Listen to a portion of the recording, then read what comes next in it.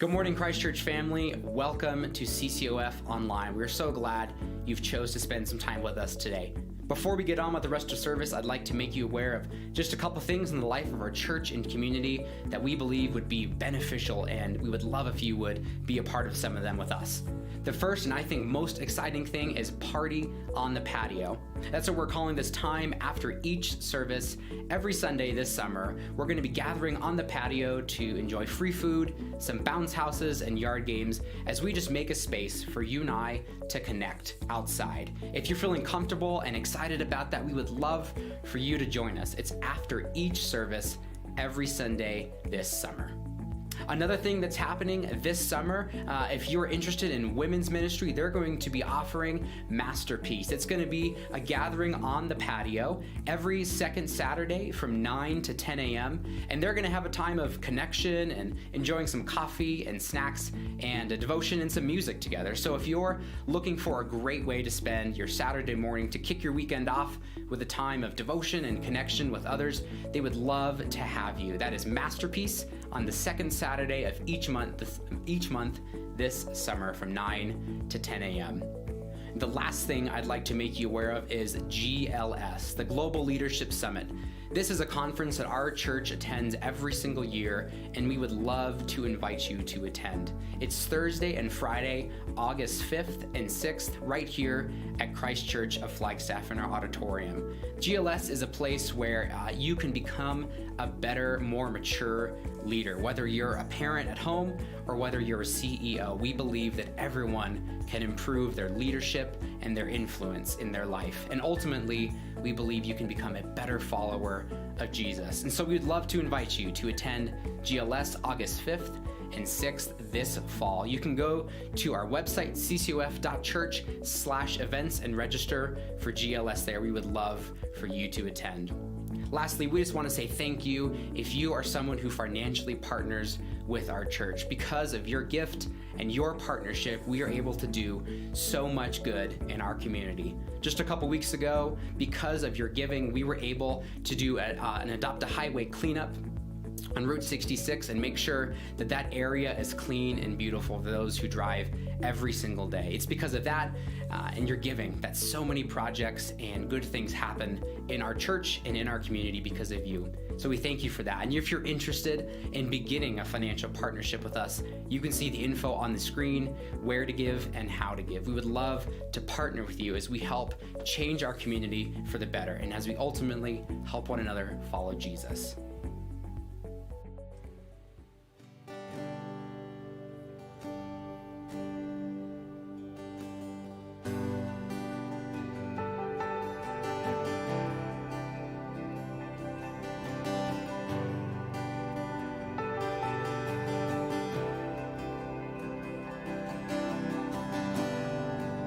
Worthy of every song we could ever sing,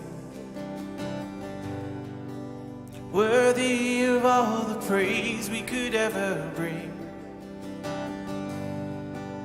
worthy of every breath we could ever breathe. We live for you.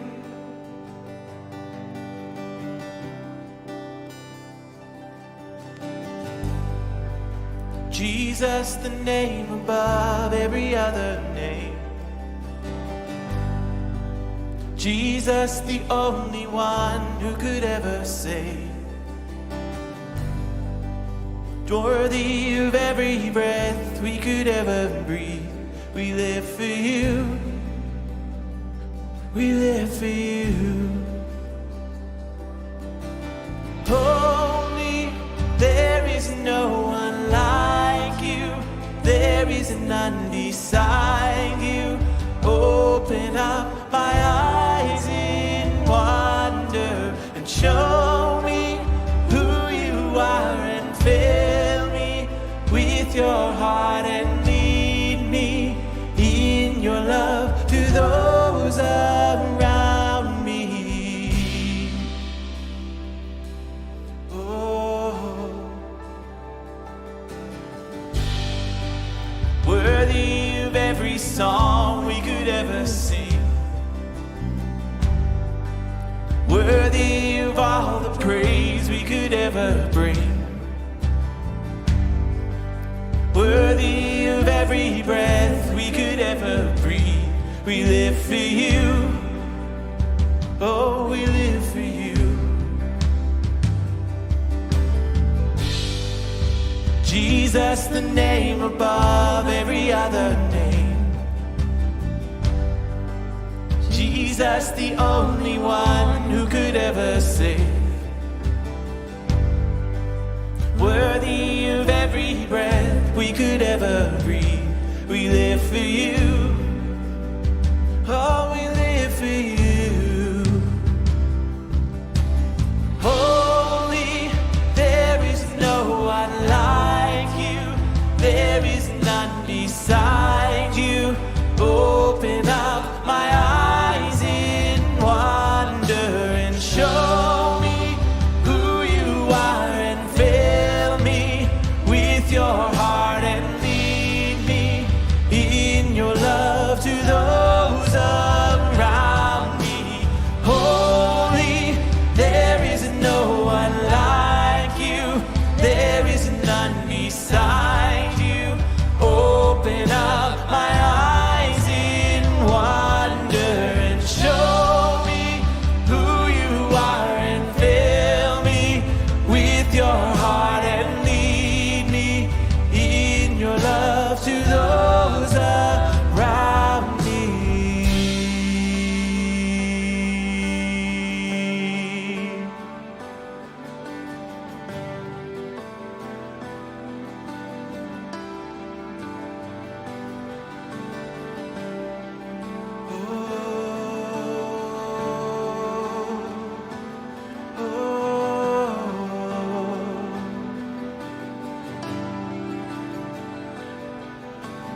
I will build my life upon your love.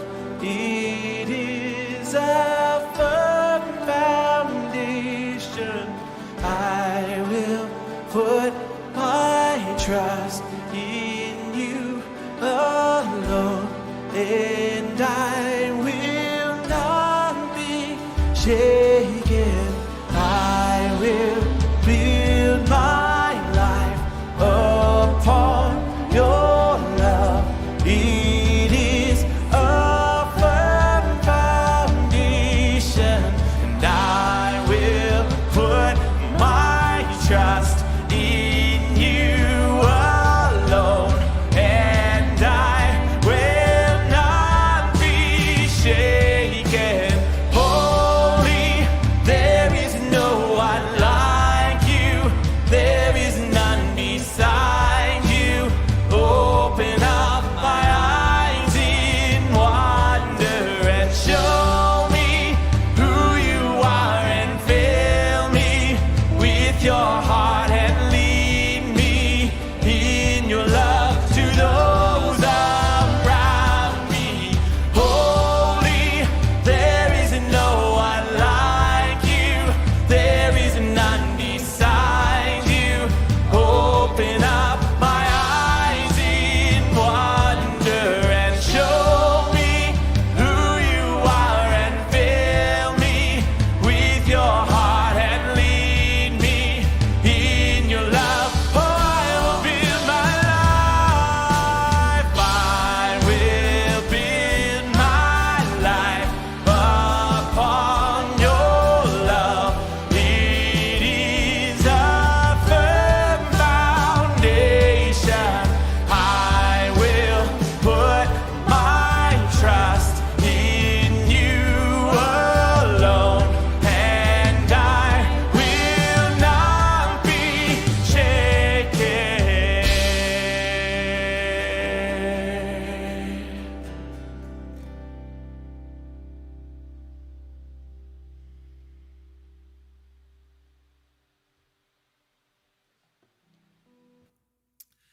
Hey, thanks so much for joining us here at Christ Church of Flagstaff in this digital online worship experience together. We are in this series, we're picking it back up today, called 3 Habits for the New Normal. And why we're going this direction is because for you and I, just the way that God made us, our habits are some of the most powerful forces in our lives. And I believe that you and I can harness those to help ourselves if we choose to. We have to be very intentional. We have to be very diligent with this. That's what a habit is. It's just being intentional over and over again. And we create this habit in our life that's going to help you and I achieve the new normal that we want. Because whether you and I like this or not, I don't really love it, but the old normal isn't coming back. And so we just have to look ahead. And here's what we said at the beginning of this series. Today's habit, the thing that you and I have right now, whether it's like this, an online worship experience together, or whatever it is, today's habit will determine your future, what your life looks like tomorrow more than anything else. What you and I do repetitively on autopilot determines what tomorrow looks like. And that's just true. That's just how you and I are made. And it's kind of the assumption behind so much of what we're sharing together in these services online and in person and all the things that we're doing to focus our habits towards this new normal. So that's what we've been doing. That's why we're doing this. And let me just remind you, if you weren't with us or you didn't participate a couple weeks ago, our first habit is worship. And that was just a really great reminder for me that if I make habit of worship regularly in my life, God just moves in a powerful way. So you can go and watch that here wherever you're watching this. It's online. But habit number 2, what we're going to talk about today, our second habit is selfless living. And I just love this phrase, and it's kind of a mouthful, but it's rememberable. I remember this so clearly because when I live for myself, that's the autopilot. That's the default. You see, what selfless living is, how I define it, how I'm using it, it's when you and I intentionally use some of our time, when I use some of my money, some of my abilities, some of my influence to help another person follow Jesus. And the alternative to selfless living is when I use all of those same things, when I use all of my time, when I use all of my money, all of my abilities, all of my influence to make me feel good about myself, to make maybe a cause that I care about, but really isn't intentional towards God's kingdom, advance that cause and better. And that's not selfless living, that's selfish living because it's about how I feel. It's about me and my needs. And what I've observed over and over again, and maybe you've seen this if you stop and think about it, is it the alternative? This self-fulfilling, like self-actualizing, self-focused living, it just always comes up short in the long run. I've seen that in my own life. I've watched that in other people's lives over many years now. That selfless living actually, it just works better. I mean, look at this. Look at what Paul, the apostle, an enemy of Jesus who started following him, what he saw, what he said to Christians like you and I. He said, we are God's creation, He created us to belong to Christ Jesus. So powerful, these statements. Catch this. Now we can do good works. Long ago, God prepared these works for us to do, using some of our time and our money, our abilities, our influence for the good of others to help someone else follow Jesus. That's what he's talking about, these good works.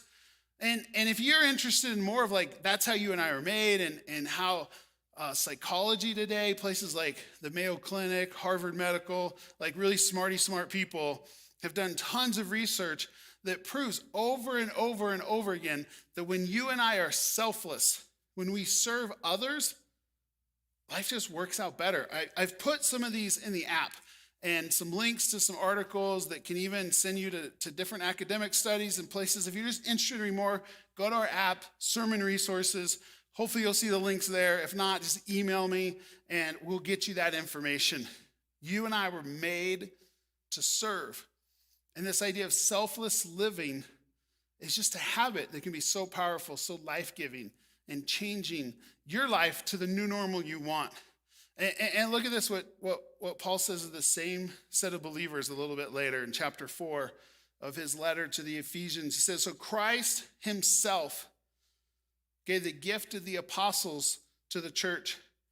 He gave the prophets and those who preach the good news. And he also gave the pastors and teachers, listen to this, I love it, as a gift to the church.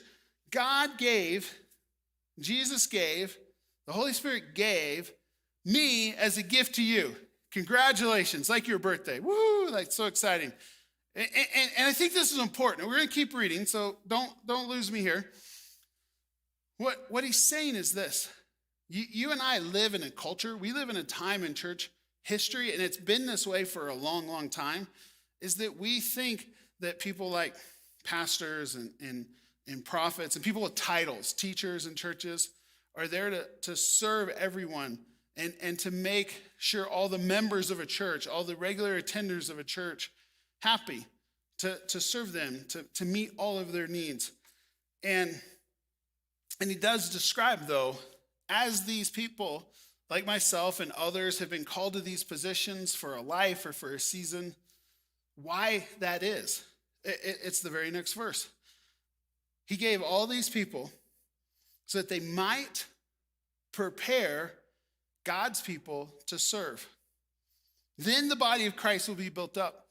See, if a pastor at a church like me and like you, or we're in a church together, if I was given to this church family as a gift, and all the other pastors and leaders and people with those spiritual gifts that are listed there, those positions, were to just make you happy, that would be a really big shift from what this says. But culturally, the American church has hired pastors and teachers to take care of the flock, as I said, to meet the needs of the people who are part of that church. And that's not actually entirely wrong. That's not what I'm trying to say. But if that's all we focus on, if that's all I were to focus on, we'd be leaving out together. We'd be missing this together. The instructions for the followers of Jesus. Because see, my job, according to this part of the New Testament and many other places actually, is to help you find and follow Jesus, to help you find a place where you can serve, where you can live selflessly. Look at this phrase, prepare God's people to serve. Now, I did some research and digging on your behalf. You know what that phrase, to prepare God's people to serve, means in the original language, the language Paul would have used when he wrote this letter? Maybe put in the comments what you think it might mean. It means to prepare God's people to serve. It means exactly what it says. It means I help you serve. It means all the other people who are in leadership positions and pastoral positions in our church and other churches, calling is to help you serve. It doesn't mean I do everything, or our church staff or our pastors do everything. It actually also doesn't mean you do everything by yourself. It means we work together. That people who are a little bit ahead of you, as Garrett talked so well about last week, when someone's ahead of you, when someone's ahead of me, we help each other use our gifts, our time, our talent, our energies, our selfless living to serve others. It means I help you serve, and you find your gift, the whole family of Jesus working together. It works. And it's what the city of Flagstaff needs. It's what you need. It's what I need. Next Sunday, there are going to be two different men who go to bed in their homes. As they're going to bed, they're similar age. These two men, I want you to picture these scenes. They're similar income status. In fact, they actually live on the same street here in Flagstaff, in a neighborhood not so far away from where we're sending out this message and spending this time together. They're both concerned about our city. These two men look at our culture, and they see things in the media and in actually the next generation that causes them some concern. Maybe you can relate to that.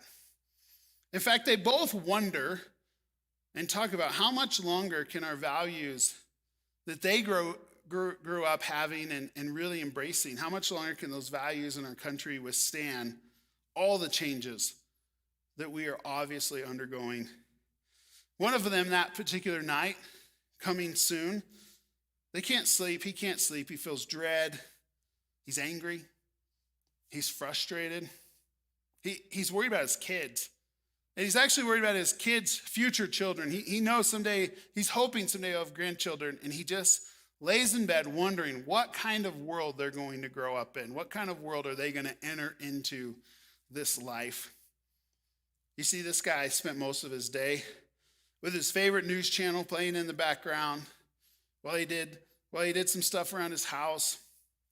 He scrolled through Twitter right before he went to bed and Facebook, and he found a couple of articles that really just confirm and reiterate the things that he's already been thinking about and he's believed about our future as a community, as a culture, the next generation. He's going to get up on Monday having not slept well and really just thinking about this trip he has planned that he hope will help get him through to the next trip, the next vacation, the next getaway that's on his calendar after that one. And he spent a lot of time wondering, why is no one fixing all of these wrongs? Who's going to save the day? And the other guy, not very far away in his house, he sleeps like a baby, which I will just say as an aside, sleeping like a baby is a weird statement because I know people who live with babies and they never look like they got any sleep. So why do we say he slept like a baby? I digress. See, but this guy does sleep well. He rests well. See, he spent his day quite differently. Earlier that day, he was a volunteer at his church's middle school ministry. He helped a group of boys that he was responsible for that hour find a story in the Gospels, and they read about Jesus and his first followers. It was pretty energetic, chaotic time. He had made some plans and made arrangements with the boys' parents, some of the boys in his group's parents, to go bowling together. So he took some of the boys in his group to the bowling alley here in town. They had a ton of fun. In fact, if we had been there, we could have watched them just bowling, using the bumper rails, and just eating a ton of fried, healthy foods, right? Because that's what they have at the bowling alley. They drink pitchers of soda. It was just a blast. See, he was out making a difference. And he's having conversations with these young guys about all kinds of things. He encouraged them. He's supportive of them. Because you remember middle school, junior high, right? I mean, isn't that everybody's most awkward time? It is, and it was, and it probably always will be for teenagers and preteens. See, this guy, he knows our world's changing, but he isn't consumed with the same dread as the first guy in our story. He sees hope in these young men that he's spending time with. He sees a lot of hope even in their parents. You see, both men see the world, and they don't like what they see. And one of these guys has made selfless living a habit, and one just hasn't. Which of these men will experience a better new normal? I mean, it's an obvious answer, right? And how can you and I begin our habit of a new normal? It just text the word serve. You see it on the screen, the phone number we have there. And if you want to begin your habit of a new normal, of selfless living that creates the normal you want, then just text the word serve to that number, 928-433-24 whatever. I forgot it. It's on your screen. Sorry. It's in the comments. It's in the chat. And you're going to get information about how you get help with middle school ministry. We desperately need healthy adults to be over there Sunday mornings, 11:30 in the junction. But specifically, where I'm so excited about this time we have together is we need you to think about how can you help with digital CCOF. As you're here on our church online platform or on YouTube, and friends, we need digital greeters, people who will chat and pray with people here at this service as we do this together online.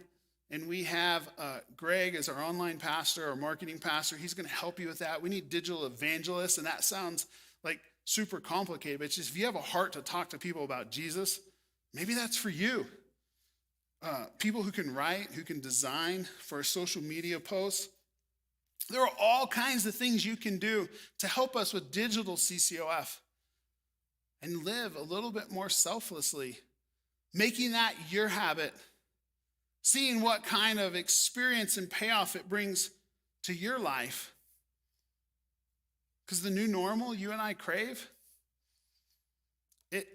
it begins when we make selfless living a habit. And you might have all kinds of things going like through your head. Yeah, I would, but. Yeah, I would serve, or I would be a digital host or a digital evangelist, but. Friends, we don't need any more would buts around here. We need some people to make this habit of selfless living. And I hope you'll think about it. I hope you'll pray about it. I hope you'll text the word serve and start that conversation, or make a comment, or send an email, or send a message. We want to help you make this habit so that together we make this community better, and we make our new normal better. It's going to be better for me, for you, and for everyone in our community that we do so. I'd love for you to stay here with us these next few minutes.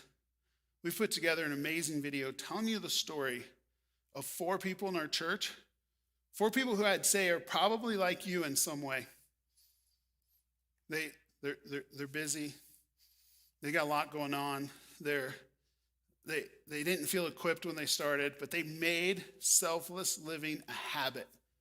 And we want to show you their story and just some of the faces of the dozens, hundreds of volunteers who've made this habit a part of their life and who are helping Christ Church change Flagstaff.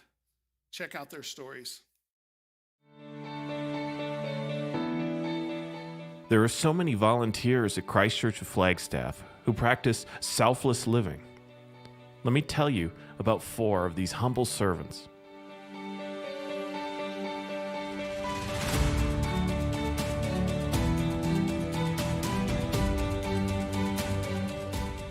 Greg is the volunteer leader of our mezzanine team, which helps make sure the lights, visuals, and online portion of our worship experiences are engaging and as free from distraction as possible. He's the kind of leader who's always willing to step in to help, whatever the task may be. And he's even been known to jump over to the junction when they need an extra volunteer or a camp leader. No matter where you find him, Greg always brings his best, both in attitude and effort. Greg makes Jesus accessible to others.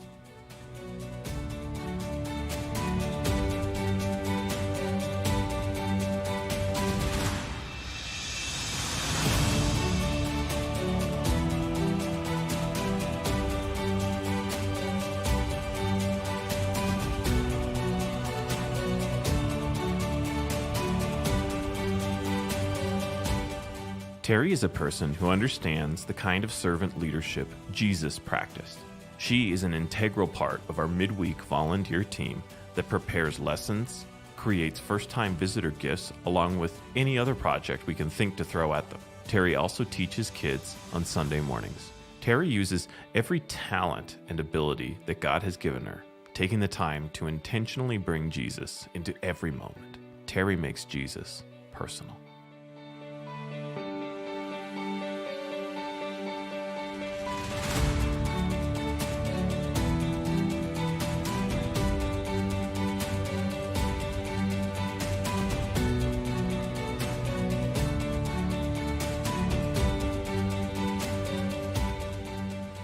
Aliana is a person with a calm confidence that spills into every part of her life.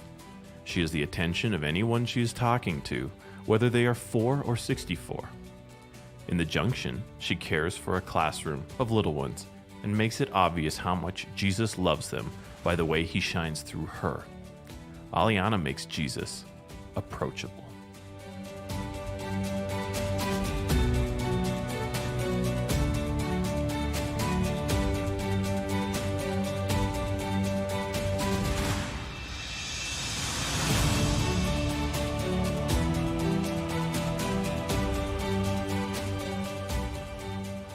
Ryan is a person who dives headfirst into everything he does. He has been serving in our high school ministry as a loving security team member on Monday nights. Recently, he joined the team in the junction so that kids would be able to again attend in person. We recently found him riding a tricycle with our preschoolers. He is an incredible example for the next generation. Ryan makes Jesus fun.